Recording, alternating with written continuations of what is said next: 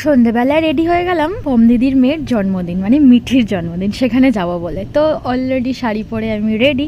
So দেখো, এই গরমে আর কি সাজবো বলো, এইটুখানি সেজে নিয়েছি, এটাই অনেক হয়ে গেছে।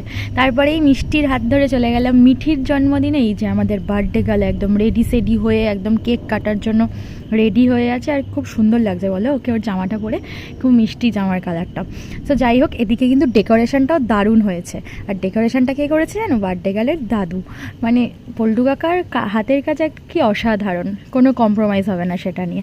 তারপরেই বার্থডে গার্ল কেটে নিল কেক, আর কেকটাও ছিল ভীষণ সুন্দর আর দারুণ টেস্টি। যদিও বা আমি কেক খাই না, আমি কেকটা নিয়েছিলাম আমার মিষ্টিকে খাইয়ে দেবো বলে। আর এদিকে রিয়া চলে এসছে, এসেই খেতে শুরু করে দিয়েছে। তারপরেই আমরা চলে গেলাম ফুচকা খেতে। কোনো অনুষ্ঠান বাড়িতে গেছে আর ফুচকা না খেলে হয়? আর সব শেষে আমি কি করেছি জানো? আমি পার্সেল নিয়ে চলে এসেছিলাম, মানে পম দিদি আমাকে পার্সেল দিয়ে দিয়েছিল, কারণ আমার শরীরটা ভীষণ খারাপ লাগছিল। তো চলো, বাই বাই।